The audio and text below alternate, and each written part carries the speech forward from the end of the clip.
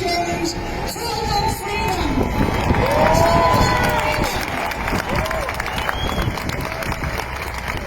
I'd like to pay tribute as well to a few people who have came from straight away to help me, and they include Eamon, they include Tracy O'Mahony, and most of all, Dr. De Bruin, who's here today. And Una McGurk, and all of the other people, some of them might want to remain anonymous, but there has been lots of barristers, lots of solicitors, and scientists and doctors.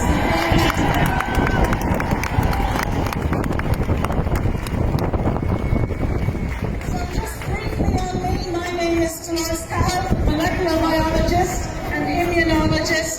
I set up a company from 1997 to 2019. And for all of my research career has been about early diagnosis of disease to reduce symptoms and keep people healthy. Not to sell drugs, not to make money. And all my life has been about research integrity. And for 15 years I've been a professor. For 10 years I was on the Government Advisory Science Council. And for 15 years I've been advising the EU as an expert. I'm only telling you that because my expertise is not just in science, but actually looking at the impacts of government policy in science, innovation and education on all of society. And as doctors, scientists and in public health, we all, and the government and politicians, have a duty to look at the harm as well as the benefits of everything that we implement. And what they're doing is not considering the harm from the lockdown versus the deaths associated with COVID-19, and this is wrong. So we need to choose truth, choose freedom, and tell them, no, this is wrong. So, the good news about COVID-19 is that it is a coronavirus, but the death rate when it was announced is 4,200 out of 7 million in the whole wide world. So that means from December 2019 to the 11th of March 2020, 4,200 people died. So every death, of course, is a tragedy. And every unnecessary death is not just a tragedy, but is almost a crime. And why we're here today is to say there has been unnecessary deaths, and we want to make sure that in this flu season, in the winter of 2020 and 2021, there will be no more unnecessary deaths. And this information has to get out, so truth and freedom.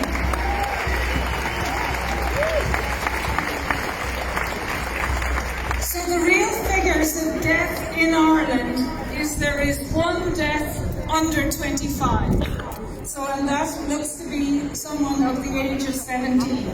So there is therefore no justification for the schools to be closed. Michael Levitt, Nobel Prize winner, said that all of the deaths are people with either 1, 2 or 3 underlying conditions, and they would have died in a month anyway. So therefore, people who have died, there are less than 20 people in Ireland who died in the whole 6 months under 55. Less than 110 under 65 and 1,100 out of the whole country. But it will be 10 to 20 times more people that will die because of the lockdown, not because of COVID-19. So we have to end the lockdown.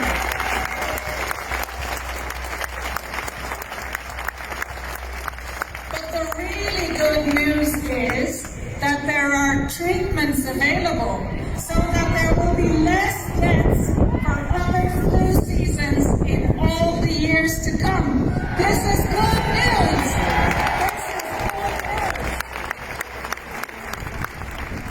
The treatments are inhaled steroids, ivermectin, and of course, as highlighted by the American frontline doctors,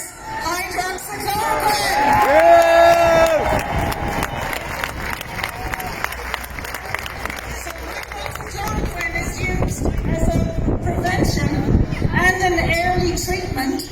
It costs 10 cents to make, and you can get it for 40 cents. It has a half-life of 3 weeks. So if you want to prevent yourself from having even symptoms of flu in the future, you just need 1 tablet of hydroxychloroquine every month.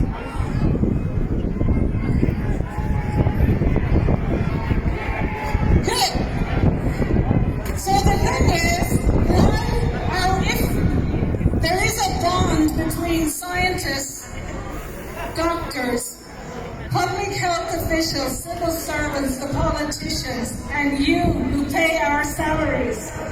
And if there is a treatment for a disease that is one of the essential medicines of the world, Dr. Simon Gold of American Frontline Doctors and all those doctors have said it is a magic bullet.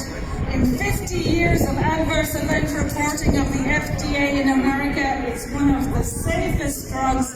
It can and always has been given to pregnant women, breastfeeding women, children, and the elderly, and the adverse events were overinflated. So we have a treatment. We don't need the lockdown.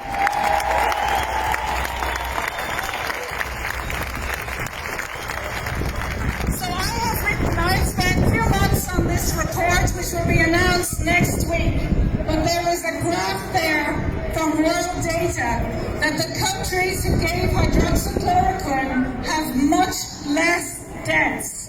The countries, including Ireland, that did not make hydroxychloroquine available are among the highest numbers of deaths. We need hydroxychloroquine. So truth and freedom, we need this health information.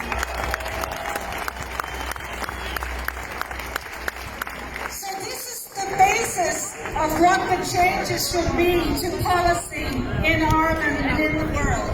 Because it would be like if someone had discovered an antibiotic and people were dying of pneumonia in Ireland back in the 20s and 30s.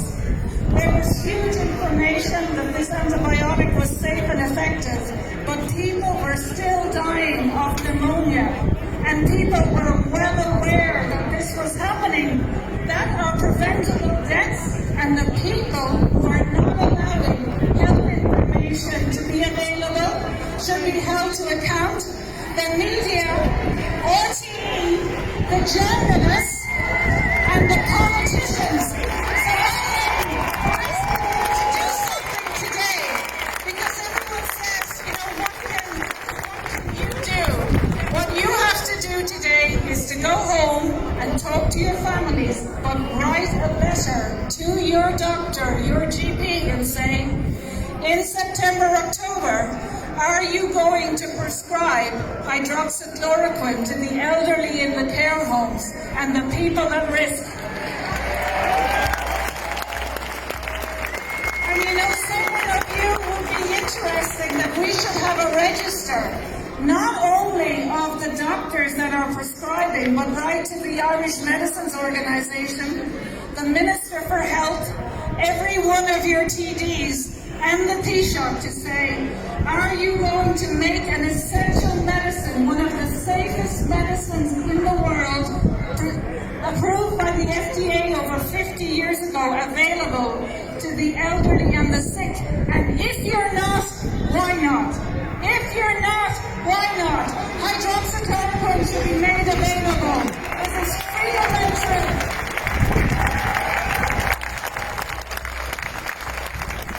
So COVID-19 has the same death rate as a normal influenza. Even with all the overinflation of testing, still the death rate up to about June 2020, because people don't die of flu in the summer, is the exact same as an ordinary influenza virus. Coronaviruses only circulate between December and March.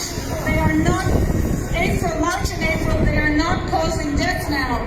And why this is important is, if coronavirus is not circulating, if no one is dying, if cases are just people who had any coronavirus or the common cold, the government should stop testing. The media need to stop reporting on cases, and every aspect of the lockdown has to be stopped. So no lockdown, no masks, no social distancing, no infringements of our rights, no forced vaccinations, and most of all, children should not be interfered with in the schools.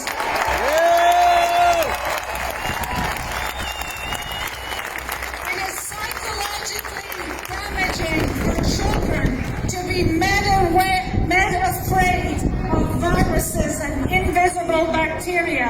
It is psychologically damaging. The doctors know it, the teachers know it, the civil servants know it, and it is actually going to cause depression and anxiety to a generation. So what they're doing is making the elderly have more illness and symptoms and more death and more fear. It's entirely preventable. To the children, they are instilling fear, forcing social distancing. Masks are entirely unnecessary. They are going to undermine their mental health for a generation, cause them unnecessary anxiety. It is totally a crime against the children and a crime against humanity, a crime against the elderly. No, truth and freedom. No,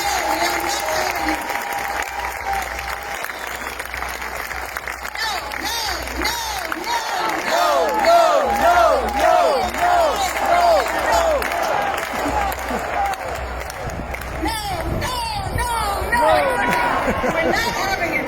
Okay, so the next thing is that there is then a lot of hope, because we need to, of course, challenge it. And just to give you examples of other countries where people are challenging it.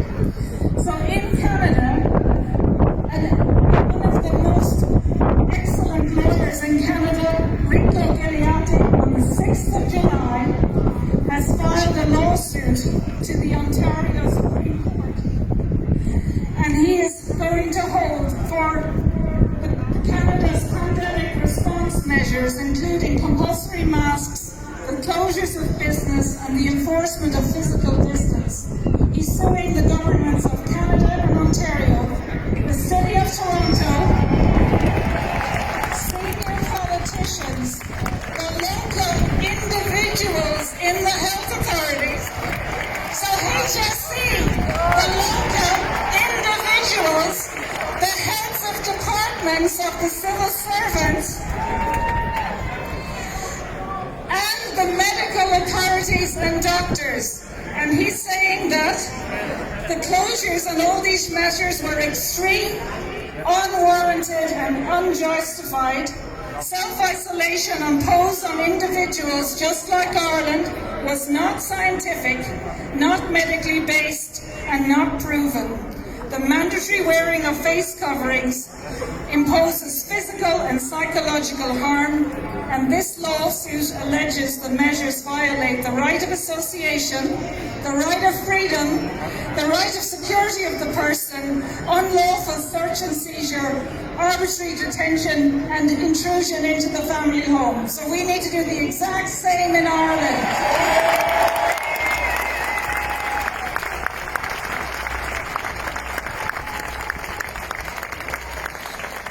And one bright bit of good news that I just heard in the last few days is that in Poland, the Minister for Health, Lucas Stawowski, has resigned for the way Poland has handled the lockdown.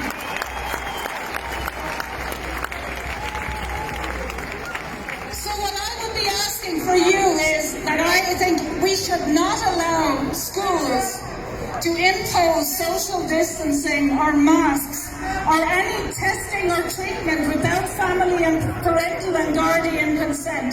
So all of you are going to have to write letters. So, and also all of you on social media. And I fully support Tracy O'Mahony in her initiative against mandatory vaccinations. But you need to actually write what's called a notice of liability. And you have to say, dear chairman of your school board, dear principal with their name, dear teacher, I will bring, if they start to write you out a letter to say social distancing and masks, and you say, I will comply with your policies and measures on one condition, that you personally sign this notice of liability to say that this is scientifically proven and justified, will not cause any unnecessary mental health, and that if this is not the case, that they can be held personally, the teacher, the principal, the chairman, and every single parent on this governing board. And if I was a parent on those governing boards, I would resign. Because I will be happy to go to any and every school in Ireland for free. And I will say what you are doing, Miss Teacher, Miss Principal, Miss Chairman of the board, personally, you are going to infringe mental anguish on those children, and they will have psychological and mental health and anxiety issues their whole lives, and we will not stand by and watch you ruin a generation of Irish children.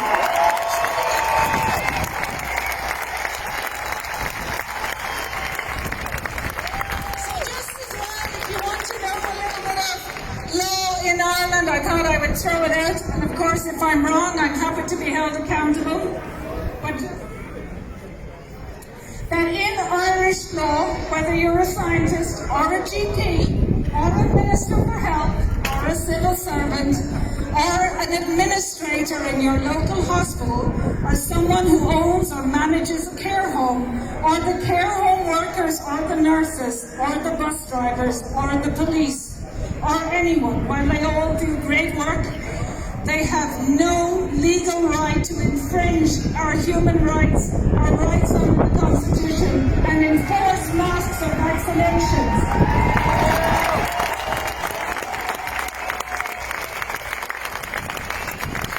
So anyone who asks you to do this, or who gives incorrect information, such as on RTE, the medicines associations, their doctor advisors, the scientists that are on RTE and advising the government, that if you give misinformation, it's called misprision. And under, you can be held personally liable, including under Sections 18 and Sections 19 of the Criminal Justice Act 2011. And under Section 7 of the Criminal Liability Act 1997, that places culpability on the individuals and also on the state for making policies based on misinformation and for people asking you to do something that's against your fundamental constitutional rights of freedoms and bodily integrity. We are not having it. Truth and freedom, say no! No!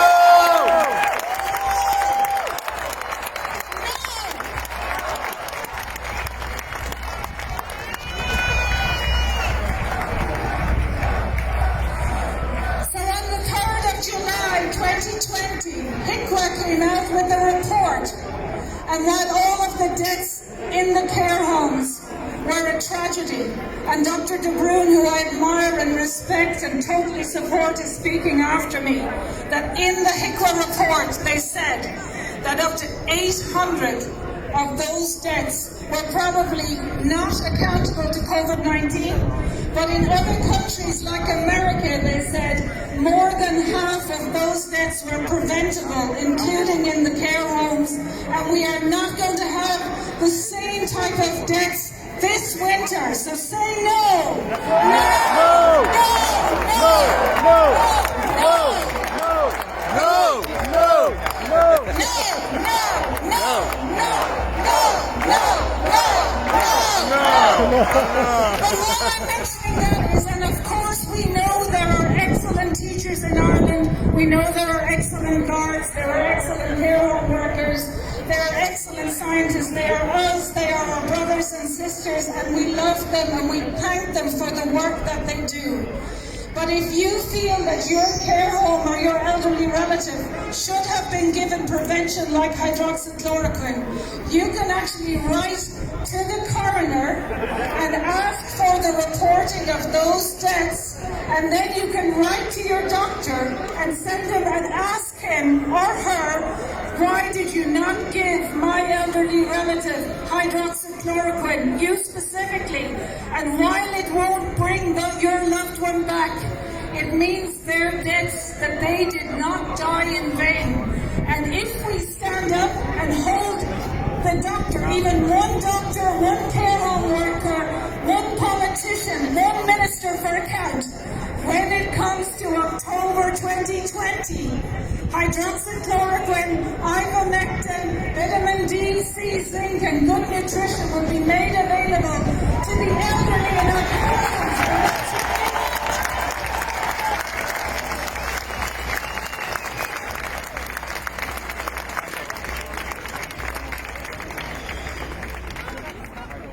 Because I'm invited here and I'm very proud and I am associated with Health Freedom Ireland, I just wanted to mention a little bit, and first I should say that I am pro-safe vaccines, but I wanted to talk a little bit about vaccines, and I'm happy to be held to account, debated and challenged for what I'm going to say. And this is just to pass the information, because if coronavirus and COVID-19 is the same death rate as an annual flu, and if there's a safe and effective prevention and treatment, which is a World Health Organization essential medicines of the world because it's so effective, hydroxychloroquine, then we do not need to lock down the country, but we do also not need compulsory or mandatory vaccinations. So say no! No! No! No! No! No! No! No!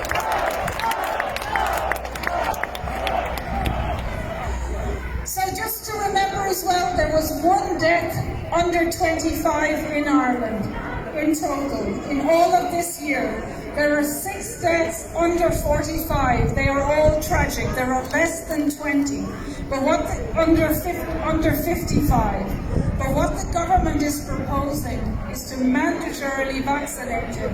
And I have got information that in a reply to a Dole question, the government said that they are going to buy 600,000 nasal vaccinations for children between...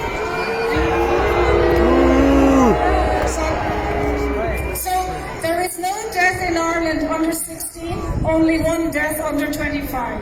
So they are saying they are going to buy 600,000 flu vaccinations for children between 4 and 12 years old in Ireland in September.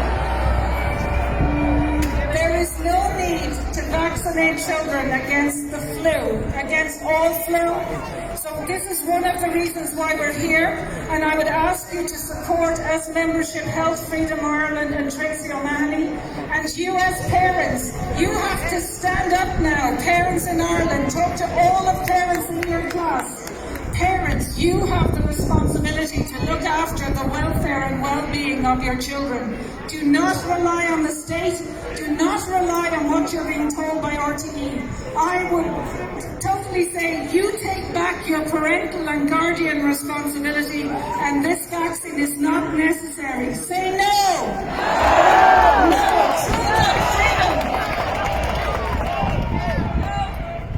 So we don't need a vaccine for COVID-19, but just I wanted to read out some of the results from a candidate vaccine.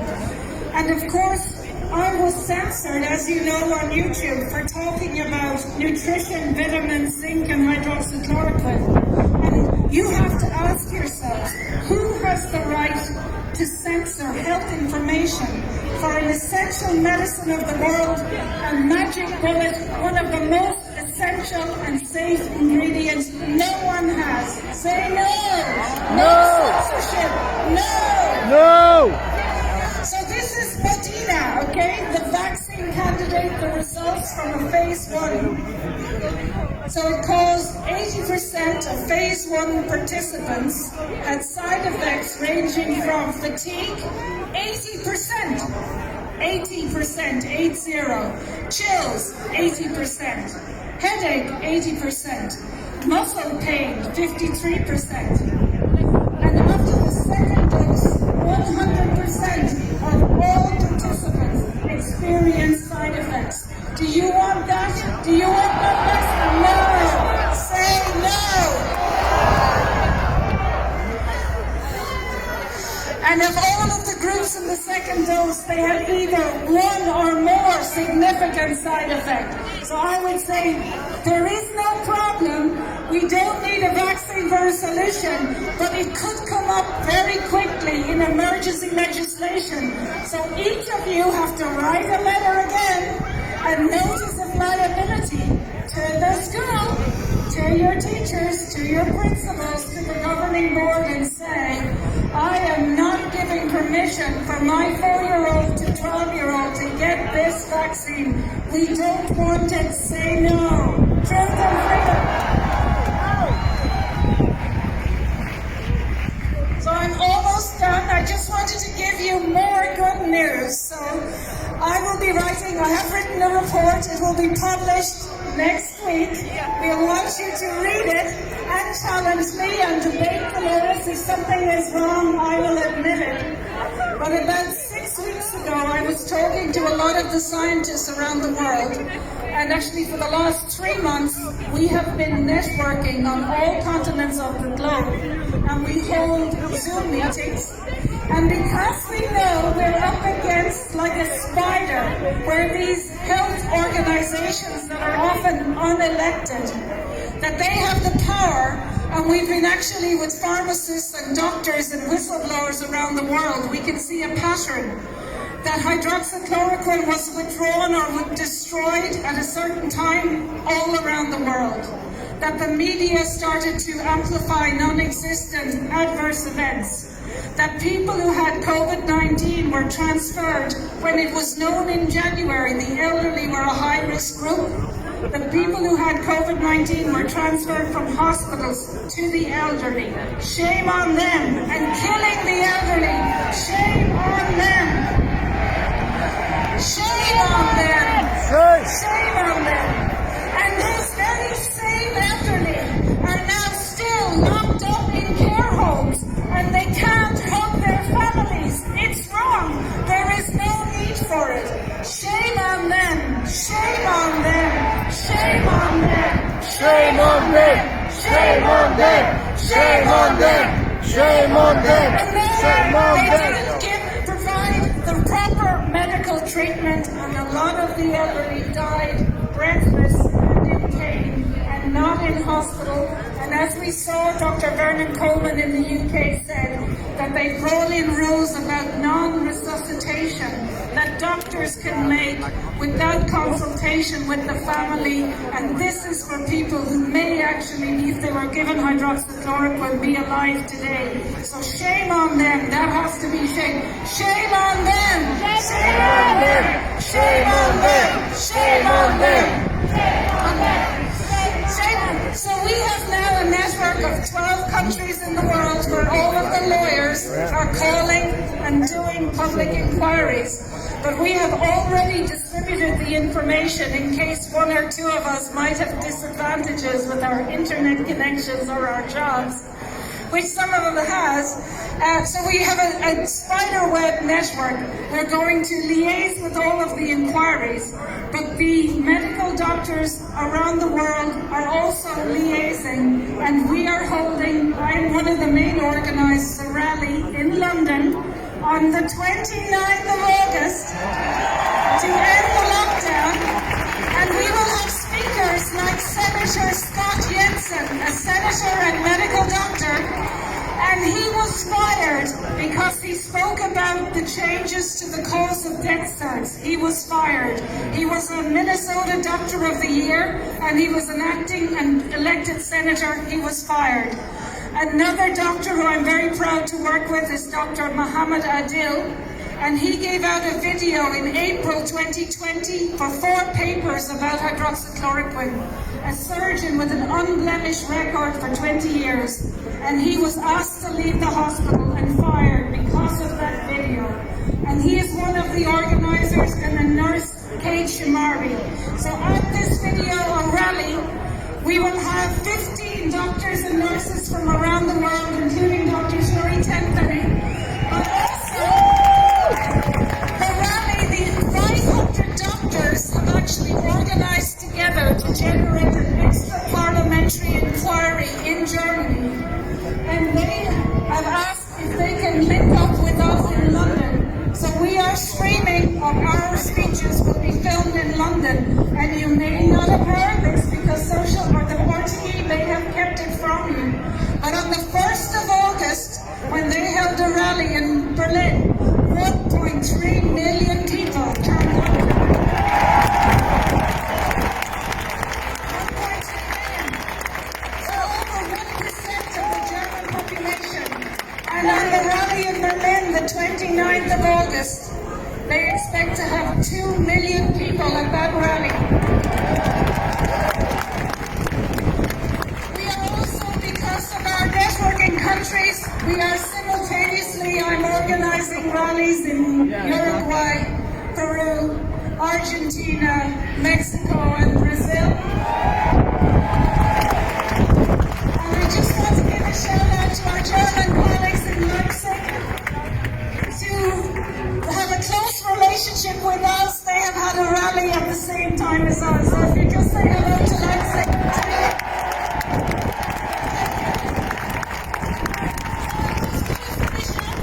Just to say, you have to leave here today and take responsibility. If you are a parent or a grandparent, you can write to your local school and your local GP to say, we do not want you to destroy the next generation of children.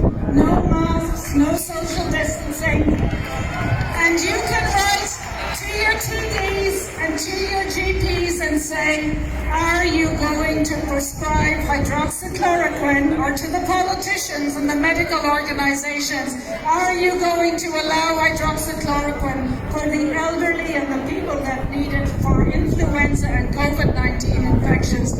So treatment freedom,